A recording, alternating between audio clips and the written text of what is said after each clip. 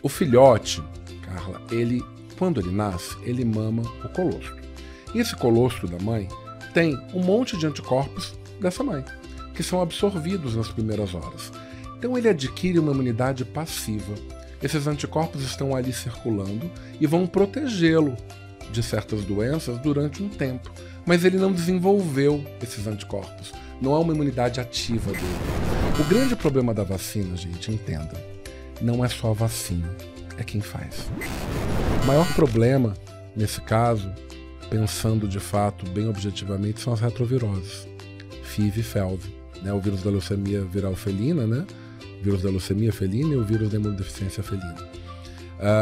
Esses animais têm que ser testados. Tem uma máxima, uma hashtag que tem que ser colocada em todos os lugares. Miô testou. Ponto final, isso é indiscutível. Quem tem gato tem que entender que vai gastar com isso. Vermifugo ou vacino? Pode fazer no mesmo dia? Problema, né? Gente, existe uma máxima na vacinação. A gente só vacina o animal saudável. Isso é um ponto. É um ponto a ser discutido. É por isso que o médico veterinário precisa examinar o animal. Exato. É por isso que é necessário uma consulta para decidir se esse animal pode ser vacinado, como vai ser vacinado, traçar o protocolo. Porque senão, de novo, eu estou aplicando o produto num animal que não está bem, ele não vai ser imunizado e a culpa é de quem? Sabe aquela olhadinha que você sempre quis pedir para o veterinário? Aqui, essa olhadinha ela pode. A gente traz um monte de assuntos interessantes, intrigantes, com muita informação tanto para você, médico veterinário, quanto para o tutor. Mas aqui a olhadinha pode, então a gente veio para trazer uma série de informações para vocês, tutores, papais e mamães de pet, veterinários, estudantes. Então fica por aqui porque hoje o assunto é sério. Sério não, ele é essencial de ser falado.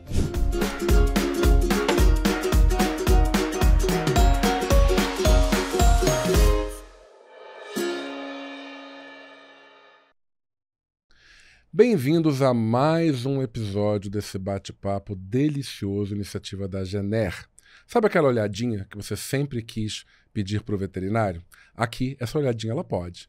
A gente traz um monte de assuntos interessantes, intrigantes, com muita informação tanto para você, médico veterinário, quanto para o tutor.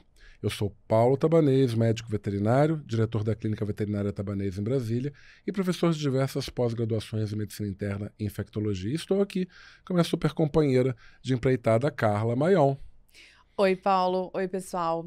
Eu sou a Carla Maion, sou médica veterinária também dou aula por aí e trabalho com comunicação, você já deve ter me ouvido em outros lugares. Mas aqui a olhadinha pode, então a gente veio para trazer uma série de informações para vocês, tutores, papais e mamães de pet, veterinários, estudantes. Então fica por aqui porque hoje o assunto é sério. Sério não, ele é essencial de ser falado. É um assunto muito importante. Hoje a gente vai conversar, né, Carla, sobre vacinação. Bem, esse é um assunto importante para o tutor e também muito importante para o médico veterinário, porque muitas vezes é motivo de falha no protocolo, às vezes nem é o produto, são tantas coisas que acontecem, né? Vamos aprofundar um pouquinho mais nesse bate-papo sobre vacinação, imunização, do filhote ao adulto, o que é necessário, o que não é necessário, como que a gente vai proceder em relação a tudo isso. Tá na hora, então, de tirar todas as suas dúvidas e nada melhor que um infectologista falando sobre isso para tirar a minha e as suas. Fica por aqui. Paulo, o que eu queria entender, e eu acho que todo mundo que está assistindo também, qual é a melhor diretriz atual de vacinação? Porque tem gente que vacina de menos, tem gente que vacina de mais, tem gente que fala quais são as essenciais, quais são facultativas, essas que não são essenciais, ou sim ou não, para quem? Muitas dúvidas. Então, vamos começar do Confusão de começo. conceitos, né? Muita coisa pra gente falar. Vamos lá. Nós temos realmente diretrizes científicas, são guidelines e diretrizes, são orientações fundamentadas em artigos científicos, com evidência científica.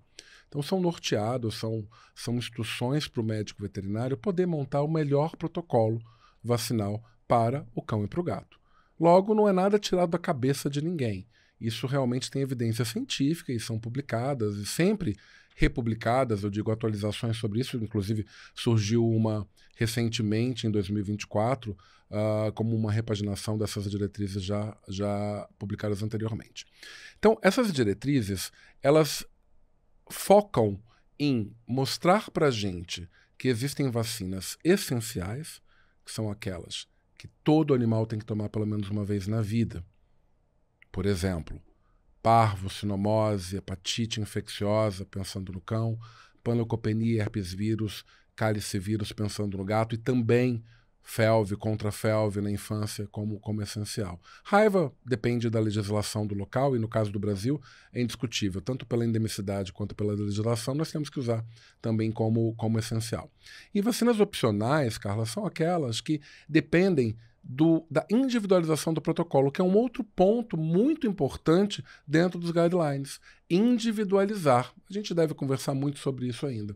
Então, essas opcionais, por exemplo, como vacinas contra o complexo respiratório infeccioso canino, como, por exemplo, vacinas contra lepto, que já muda um pouco a concepção de ser opcional para o Brasil, já se pensa em ser essencial, uma vez que a doença é muito importante aqui.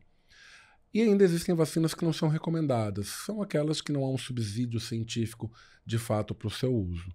Bem, nesse contexto é que a gente aplica essa vacinologia no dia a dia. Os guidelines também vêm para dizer para a gente não só o que é essencial e opcional, mas também para nos ajudar a individualizar o protocolo. Individualize o protocolo, não existe receita de bolo.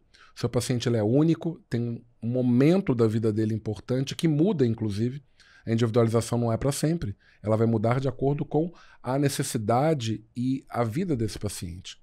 Individualizar é importante, entender onde ele mora, como ele mora, quais são as condições daquele local, o risco, o benefício, a prevalência da doença, enfim, o estado geral dele, a nutrição, todos os aspectos voltados desse paciente, para que essa vacina realmente funcione nele. Para que eu vacine e imunize o paciente. E também apontam, dentro dos guidelines, a diferença do que e como deve ser feita a vacina no filhote e como deve ser feita a vacina no adulto, duração de imunidade, enfim, uma série de situações importantes que tanto o médico veterinário é imprescindível que ele saiba, como também o tutor precisa ter noção daquilo em relação à proteção dessas doenças infecto-contagiosas pela vacinação. E você tocou num assunto que me chamou a atenção. A vacinação do filhote é diferente da do adulto? Então, a vacina não, o produto não, mas o uso do produto sim. Então, discorra, né? Aplique numa frase, desenhe e discorra, né? E cite 3 exemplos. O que acontece? O filhote, Carla, quando ele nasce, ele mama o colostro.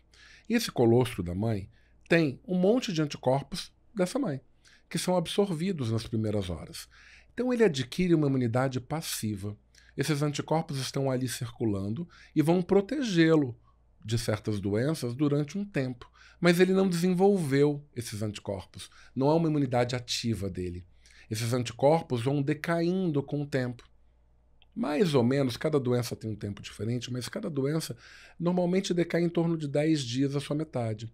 Vai chegar um ponto que esses anticorpos não mais protegem o filhote, contudo, eles ainda atrapalham com as primeiras doses de vacina. Porque o anticorpo, gente, para quem não sabe, ele ajuda a neutralizar, ele neutraliza um antígeno, um patógeno, para que o sistema imunitário remova ele.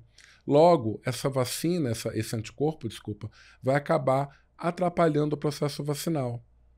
E vai chegar um ponto que não vai mais ter realmente anticorpo e que essa vacina vai conseguir induzir a imunidade ativa do paciente.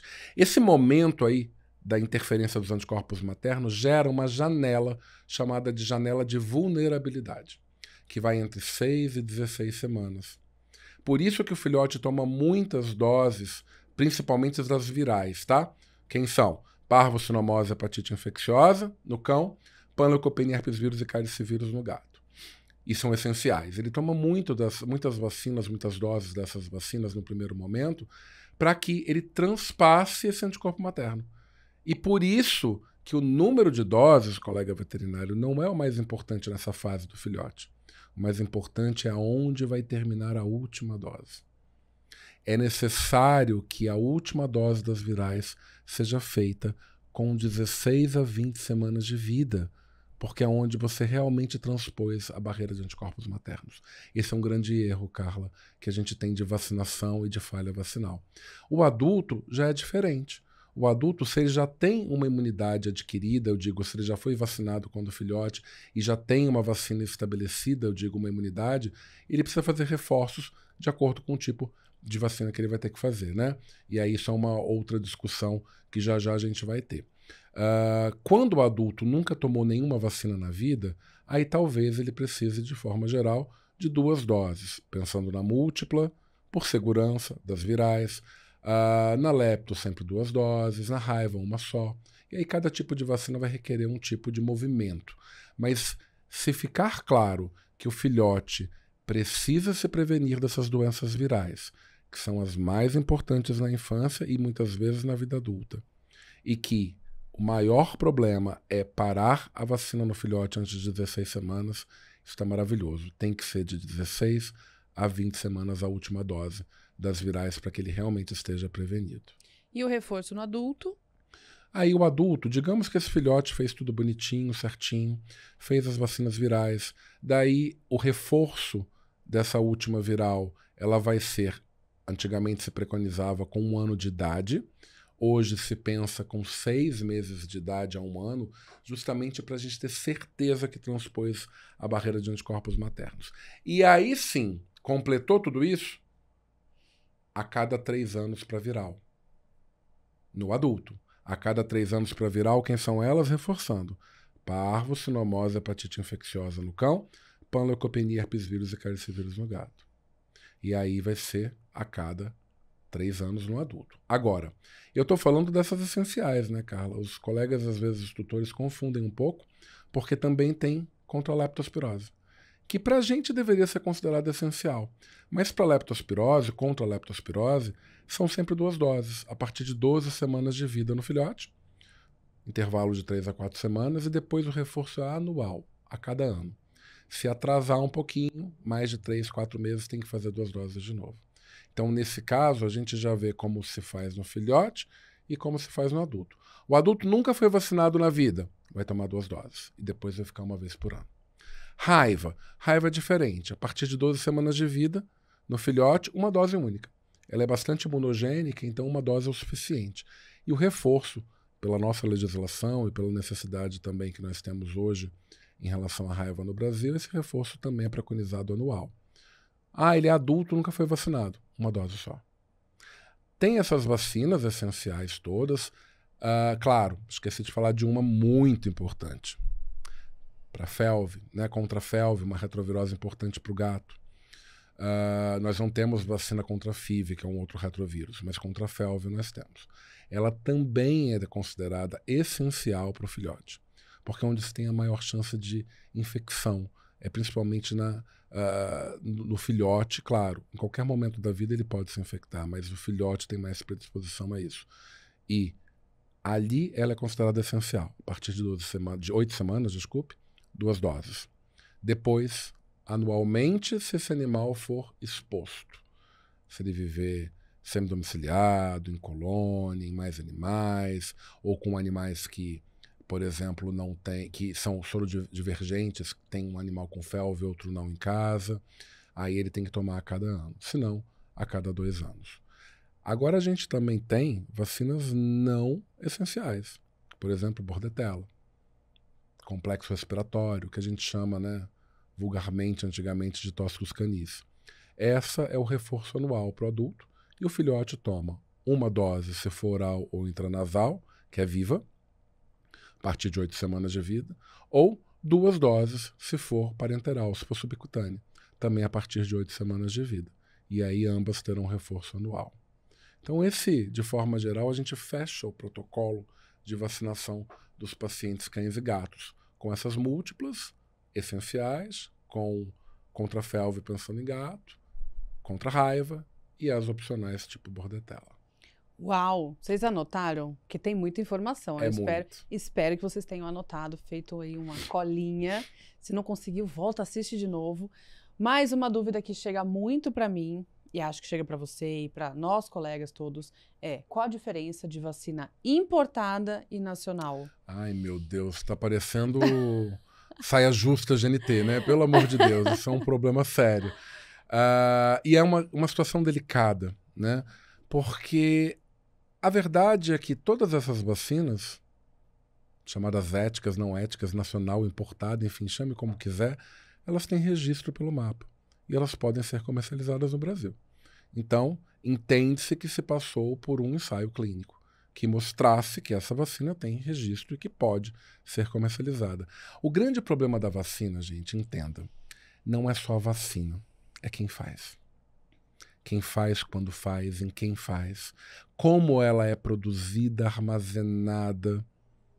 A cadeia de produção e de transporte e armazenamento para ela é muito importante. Não é uma dipirona que você compra na farmácia, que você pega na prateleira e toma. Tem muitas variáveis, Tem né? muitas variáveis. E é Então, difícil a gente saber, né? Se pode confiar, não pode. é muito complicado, Carla, porque da hora que ela é produzida a como ela é armazenada, transportada, diluída e aplicada, a gente pode estar aplicando uma aguinha com farinha, porque pode ter simplesmente perdido toda a sua função ali dentro.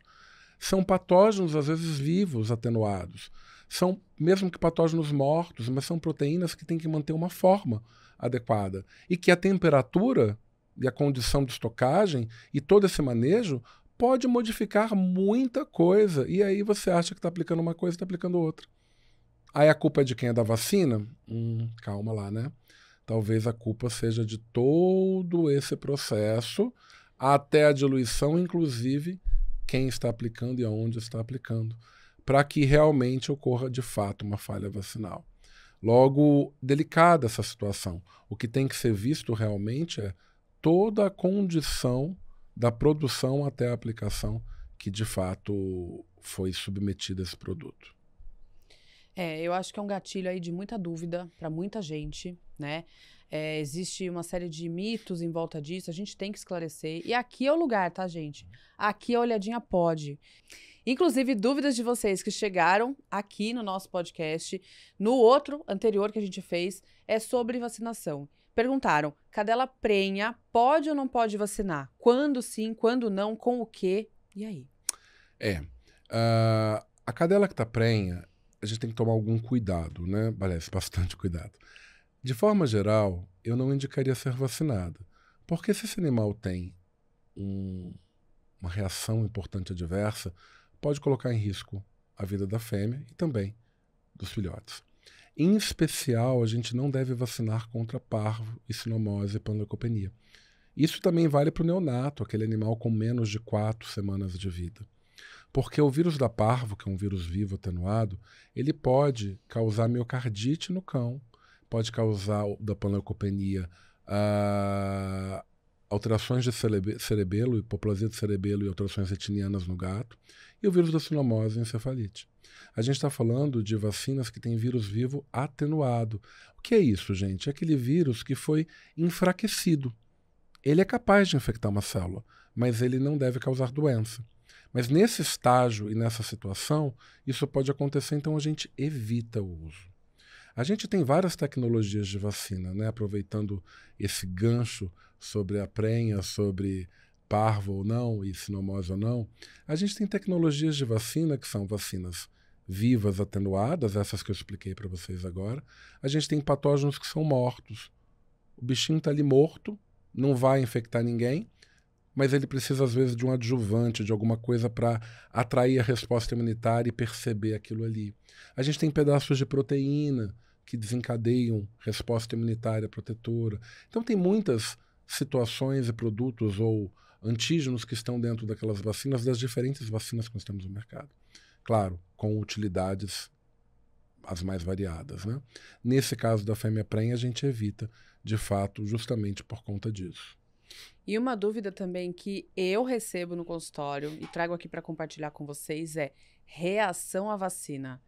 Deve ou não deve fazer a bolinha? Como reagir, né, se tiver uma reação mais grave? Muita gente tem medo dessa reação pós-vacinal, né? Desde da bolinha ali na pele a alterações mais graves. E aí, o que causa? Como funciona? Vacina, gente, não é inócuo. E hoje existe uma discussão importante. Será que estamos vacinando demais? Ou será que estamos vacinando de menos? Muita gente evita vacinar por medo da reação. Existe uma campanha antivacinal, que não é da veterinária, ela vem desde a medicina humana e, óbvio, resvala na veterinária também, desde 2000, esse movimento antivacina.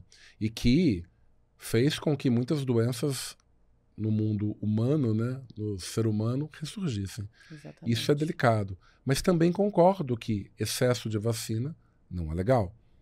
A gente tem reações adversas e situações que a gente nem conhece, relações sobre autoimunidade que não estão claras. Claro, o que hoje a gente faz, Carla, ao meu ver, é que a gente vacina muito um animal só, ao invés de vacinar muitos animais pelo menos uma vez. Isso não gera o que a gente chama de imunidade populacional, que é vacinar grande parte. Quando a gente faz uma campanha antirrábica, por exemplo, o que o governo quer? Ele quer vacinar pelo menos 80% da população. 70%, 80%, porque a gente consegue diminuir a circulação do patógeno, circulante de fato, e proteger aqueles que não foram vacinados, porque alguém vai escapar dessa vacinação, e estará protegido porque a maioria está. Isso a gente não consegue quando a gente pensa em parvossinomose. A gente deve vacinar em torno, sei lá, de 17%, 18% dos cães, em torno de 10% dos gatos, a nossa taxa de medicalização. Isso é bastante baixo. Então, muitas vezes a gente pensa assim, em que está vacinando de mais ou de menos, a depender do ponto de vista. Mas, claro, a gente também não tem que usar tudo que existe, em todos os momentos, de todas as formas. Não é porque existe a vacina que tem que ser usada. De novo, a gente volta lá naquela diretriz do guideline, individualização do protocolo, inclusive em relação à fase de vida. O que o filhote precisa, o que o adulto precisa. E aí a gente, e o que o velhinho precisa. Exato. E aí a gente volta à pergunta: tem efeito adverso? Tem. Claro que tem. Se não tivesse, e só fosse a parte boa da história, que só fosse proteção, que não houvesse nenhum efeito deletério, a gente ia fazer tudo, todas as vezes, quantas vezes fosse. Mas não. A gente tem reações adversas que podem ir desde apatia, prostração, febre, queda de pelo no local, vômito, diarreia, até situações mais severas, como placas urticariformes, alergia, edema da face, da glote, paralisia respiratória. Então, realmente, anafilaxia e morte. Então, isso pode, de fato, ser algo impactante quando a gente pensa que está tentando só proteger, né? Logo, nem mais, nem menos. E é aí que entra o médico veterinário. É aí que ele tem que entrar para decidir como vai ser o protocolo daquele paciente naquele momento. E esse momento muda porque a nossa vida muda, do animal também muda. Ele se expõe mais ou menos a diferentes patógenos.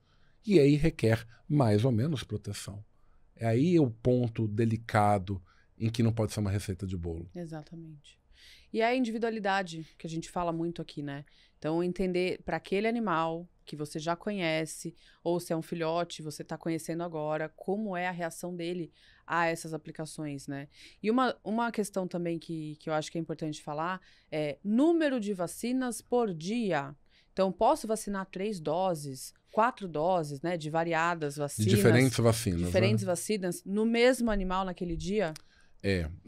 Isso me lembra até uma situação que eu passei uma vez com uma colega veterinária. Mas deixa eu primeiro responder a sua pergunta. A gente adora uma fofoca, você vai ter que contar, tá? Gente, fofoca une as pessoas. Você não tá com vontade de saber? Pois é, isso une casais, une pessoas, é fantástico. Se você não tem uma fofoca com seu marido ou com sua esposa, tenha. Isso é maravilhoso, você vai ver que seu casamento vai melhorar muito. A gente quer saber essa história aí, conta. Eu vou contar, calma, deixa eu primeiro criar a vontade de saber. Vai.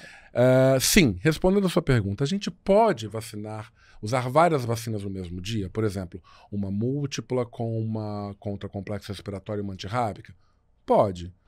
a gente evita, ou quanto mais antígenos a gente tiver, maior vai ser a chance de efeito adverso. Mas o animal é capaz de responder a vários antígenos ao mesmo tempo? Sim, ele é capaz. Então, cuidado hoje, a gente sabe que raças menores, essas raças mini, Chihuahua, Pinscher, Spitz, Dachshund, Spitz, Yorkshire. eles têm mais sensibilidade. Saiu um estudo recente com 4 milhões de animais vacinados. Olha o N, que maravilha. Nossa. Fantástico. Para veterinário, então, é fantástico. Uau! Né? 4 milhões em 2023. Em que se correlaciona, animais com menos de 5 quilos tiveram 3 a 4 vezes mais reações do que os animais com mais de 45 quilos. Ah, não posso vacinar o animal? De jeito nenhum, tem que vacinar. Só entenda o número de antígenos e como você vai fazer esse protocolo. Uma dúvida também que surge muito, Carla, antes da nossa fofoca, o animal é muito pequeno, eu vou diminuir a dose da vacina. Porque é um chihuahua e um dog alemão toma a vacina inteira. Mentira. Sim. Mentira. O povo tá fazendo isso? Ah, não. Tem. Tem tutor que pensa que pode fazer isso, Mas, pede ao gente, veterinário, o pior é quando o veterinário cede. A gente tem um problema, porque vacina é antígeno. A gente não pode reduzir o volume que está ali, porque é diluir número de menos antígeno. ou dar metade. Agora, o que tem sido um movimento, que é até legal das vacinas da Gener, que tem microdose, é manter o antígeno, contudo, reduzir os adjuvantes e diluentes para ter um volume menor e isso ter relação à aplicação, à facilidade e mesmo em relação aos efeitos adversos também. Agora, o número de antígenos se mantém, porque um chihuahua ou um dog alemão precisa ter o estímulo desses antígenos para os linfócitos da mesma forma. Então, essa é uma delicadeza, uma preocupação. Mas a gente pode vacinar vários ao mesmo dia. O que a gente não deve é fracionar. Tipo, fazer uma vacina hoje e outra daqui 7 dias. Aí não, porque pode ter impacto na segunda dose da vacina.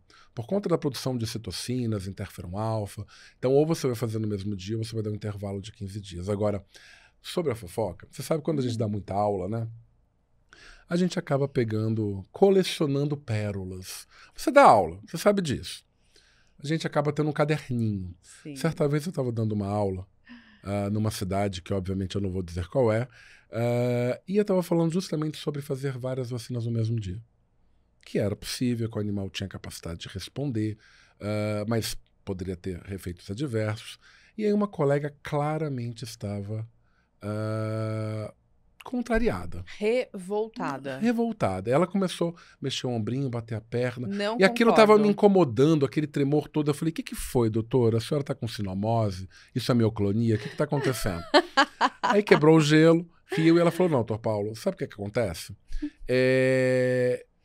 Eu entendo que dá para fazer várias no mesmo dia, mas o tutor não gosta. São 3 agulhadas. Aí eu pego aquele chihuahua, ele não vai gostar. Então o que eu resolvi? Eu coloco tudo numa seringa só e aplico de uma vez. Sim. Eu quase caí da ninguém cadeira me contou. Não é possível. Não pode. Aí eu falei, claro, querida, você vai transformar o seu chihuahua num camelo, né? Além de inativar todos os antígenos, causar mais reação. Então, gente, criatividade não. Tem bula, tem como seguir o que deve ser seguido, tem preceito, tem os guidelines. Então, quando a gente fala fazer várias vacinas no mesmo dia, é que são em seringas diferentes, em pontos diferentes, preferencialmente para drenagem linfática ser melhor, inclusive. Então, cuidados. E pérolas que a gente acaba, né, ouvindo aí por essa longa caminhada.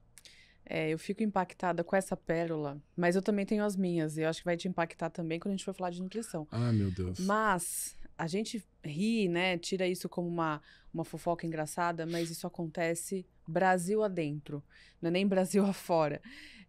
Então é muito importante que a gente esteja com o conhecimento, né, com a orientação atual do que pode, que não pode, conhecer o produto, né, Paulo? Porque nada melhor que o fabricante para orientar também a melhor forma de usar o produto, né? Então, não façam criatividades, como ele falou. Eu cito na minha aula como tópico criatividade veterinária. porque precisa ter cuidado, né? A gente ri, mas às vezes o seu vizinho ali de loja, de clínica, tá fazendo isso. Então, às vezes, muito mais perto do que a gente imagina, né? Sim. E aí, teve reação. O que que a gente faz? Bem, um ponto é entender se aquela vacina realmente é necessária ser mantida no dia daquele paciente, na vida dele. Então, se é uma vacina essencial e o animal está desprotegido, então vai ter que ser feito. Se é uma vacina opcional e eu posso moderar o ambiente, a exposição dele, a gente evita. Paulo, não tem jeito, sei lá, uma vacina contra a sinomose, o paciente não tem mais título de anticorpo, está desprotegido. Bem, uma possibilidade é trocar o fabricante ou o lote, porque às vezes são impurezas, antígenos que estão ali que não foram bem purificados. Mas a gente sabe da gravidade de uma reação adversa, né? Então esse animal é indicado ser colocado em observação no hospital, ser feito um antihistamínico, um corticoide prévio, acompanhado, porque nem todas as reações adversas mais severas acontecem nos primeiros 10 minutos, 90% acontece, mas algumas podem demorar algumas horas. Então, esse é o conceito e realmente considerar se deve ou não ser feita de fato. Dúvida que chegou também da galera que está assistindo a gente. Vacinei contra a sinomose parvo, é um cachorro, e o filhote teve gastroenterite hemorrágica. A culpa é da vacina? Olha, isso é importante, né? Às vezes, abrem muitas portas e janelas para discutir sobre essa pergunta. Bem, voltando na questão do filhote. Lembra que o filhote começa a vacinação de forma geral a partir de 6 a 8 semanas de vida. Se ele estiver muito exposto, a partir de 4, mas normalmente 6 a 8, com intervalo de 3 a 4 semanas. Estou já fazendo aquela revisão que você pediu, hein? Vai. No início. 3 a 4 semanas. Vocês estão anotando num papelzinho aí, gente. E aí vai rodando as doses. 6, 9, 12. Eu entendo que a pergunta tenha sido isso. Sei lá, daqui o animal tomou a nona semana ou 12ª semana e aparece com vômito, diarreia com sangue, por exemplo. E aí? Primeira coisa, médico veterinário, entenda se essa gastroenterite é realmente pelo vírus da parvo e pela sinomose. Muitas vezes o diagnóstico está errado, estão culpabilizando uma vacina que não funcionou, quando nem de fato é isso que está acontecendo. Outros diagnósticos diferenciais para gastroenterite hemorrágica precisam ser feitos. Mas não, é parvo, é sinomose mesmo. A culpa é da vacina? Provavelmente ainda não. Por quê? Porque o animal não está imunizado. Lembra que tem que chegar na 16ª semana de vida. Parar com 12 semanas não é uma alternativa. O filhote precisa chegar à viral, a dose da viral, entre 16 e 20 semanas de vida para transpor a imunidade materna. Isso também vale para o gatinho com panleucopenia, por exemplo. Ok? Então, entenda primeiro como a vacina vai imunizar o paciente, para depois a gente entender se aquilo realmente é uma falha vacinal, porque pode acontecer falha vacinal. O animal pode não responder, algo pode acontecer de fato, e ele acabar ficando doente para aquilo que teoricamente seria a prevenção da vacina. E também é importante, né, Carla, entender que vacinas eventualmente protegem contra a infecção, pensando em sinomose, parvo, hepatite, pela produção de anticorpos neutralizantes. Mas nem sempre vacina vai prevenir infecção. Às vezes a vacina vai prevenir doença, infectividade. Por exemplo, uma vacina contra a bordetela, tóxicos canis, né, antigamente chamado. Ela não vai prevenir que um animal espirre na carinha do outro, mas vai prevenir que o animal fique doente, que ele elimine muita bactéria quando estiver infectado. Uma vacina contra lepto, por exemplo, ela não previne que o animal entre em contato com a urina num ambiente contaminado. Ela previne que o animal fique doente e muitas vezes que ele entre no estado chamado de leptospirúria, que é eliminar a lepto pela urina e, consequentemente, contaminar o ambiente que contamina e infecta outros indivíduos. Logo, tem que entender qual o objetivo dessa vacina. Correto. Essa vacina vai prevenir infecção, vai prevenir doença, vai prevenir infectividade. É traçar a expectativa e a realidade para que a gente tenha, de fato, uma completa percepção daquilo que o produto vai fazer pela saúde dos nossos animais, né? Muito bom! Mais uma, ó. Acabei de adotar um gato, filhote. Posso colocá-lo junto aos outros que tenho antes de vaciná-lo? Quais seriam as principais preocupações disso? Ai, meu Deus, esse é um problema, né? Os gateiros fazem isso com muita frequência. Pois é. Porque gato a gente não tem... É sempre número ímpar, né? 1, 19, 35. É um trem igual tatuagem, né? Não tem jeito. E aí a dona Maria dos gatos pegou aí mais um gato. Já tinha um gatinho em casa, pegou outro gato. E normalmente gato vai encontrar no pneu lá da roda de casa, na garagem, na rua, na caçamba. Enfim, das formas mais criativas possíveis. Chegam às nossas vidas esses bichinhos, né? E aí, maior problema... Nesse caso, pensando de fato, bem objetivamente, são as retroviroses. FIV e FeLV. Né? O vírus da leucemia viral felina, né? O vírus da leucemia felina e o vírus da imunodeficiência felina. Esses animais têm que ser testados. Tem uma máxima, que é uma hashtag que tem que ser colocada em todos os lugares. Mio testou. Ponto final. Isso é indiscutível. Quem tem gato tem que entender que vai gastar com isso. Porque você pode, de fato... infectar outros animais saudáveis. Retrovirose é transmitida pela saliva, pelas secreções, pelas excreções. A lambida, a saliva, tudo isso contém o vírus que pode, né, no caso do FIV mordida também, que pode contaminar, infectar, na verdade, outros indivíduos. E aí a gente precisa isolar esse animal, porque uma vez infectado, estará infectado para o resto da vida. Claro, tem várias nuances em relação ao FeLV, por exemplo. Você tem gatinhos que são... progressores, que a gente chama, que, resumindo, é o gatinho que vai ficar com um teste rápido, que é o que a gente faz com mais facilidade, que sai resultado em 10, 15 minutos, positivo sempre. Ele está eliminando o vírus. Ele pode desenvolver doença com mais facilidade. Mas tem aquele gatinho que se infectou com o vírus, passou um tempo eliminando e parou de eliminar. Mas o vírus está lá inserido dentro do DNA daquela célula do gatinho. E aí, quando você faz o teste rápido, ele dá negativo. Por quê? O vírus está inserido, mas ele não está eliminando. Mas não está eliminando o vírus. Sim. Só que aí ele passa por um estresse, por imunossupressão, por um gato novo, porque a dona Maria já tem um, teve dois, agora vai ter o terceiro, porque é ímpar, né? E aí passa por aquele estresse, esse vírus reativa e começa a infectar ou ser eliminado. Esse é um ponto importante. Por isso que é importante primeiro isolar o animal, fazer o teste rápido, entender a limitação do teste rápido, porque ele pode dar negativo no animal regressor, ele pode dar negativo no animal que acabou de se infectar, ele demora aí 30 dias para ficar positivo para o FeLV, 60 dias para ficar positivo para FIV. Quarentena.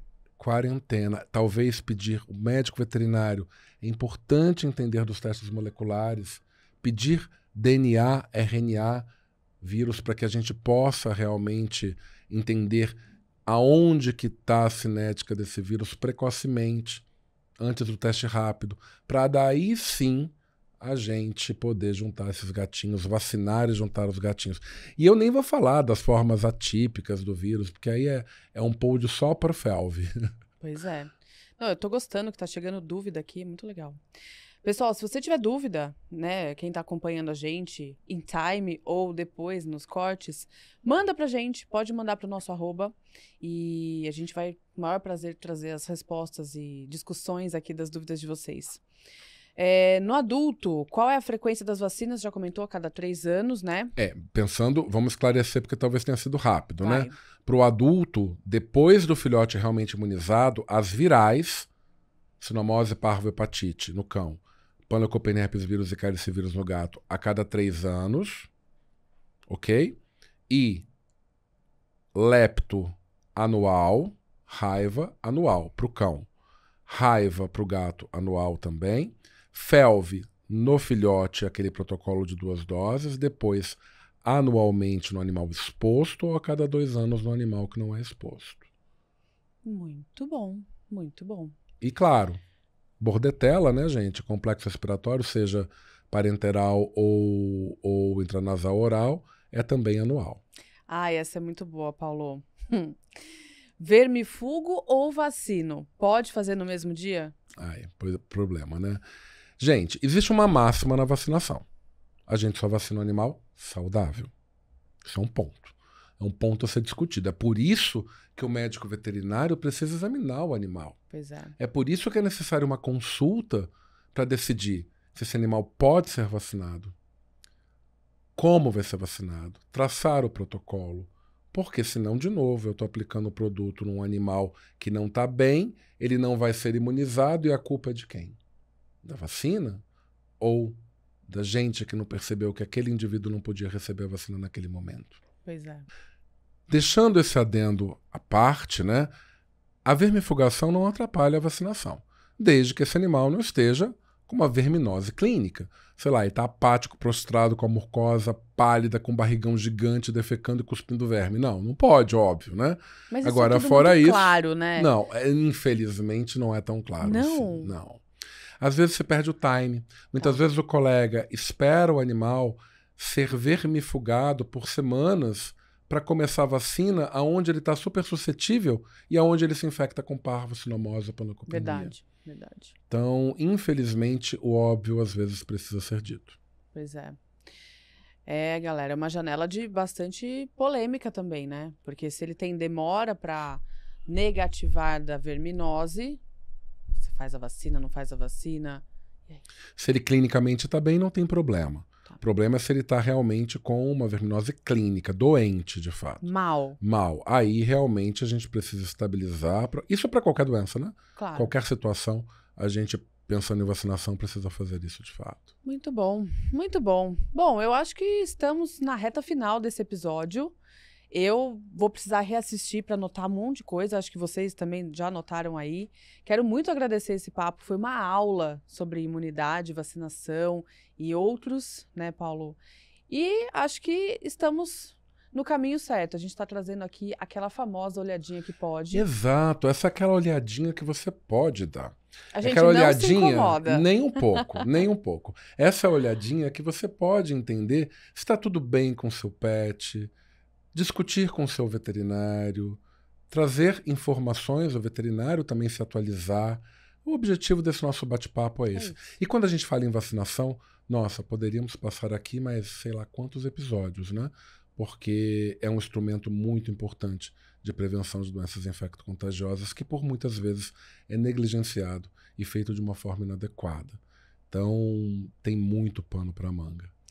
Conhecimento, atualização, fofoca e, lógico, temas aí que impactam o nosso dia a dia, médico veterinário e mães e pais de pet também, que eu sei que vocês gostam de estudar. Então, aqui a gente coloca esses temas para vocês.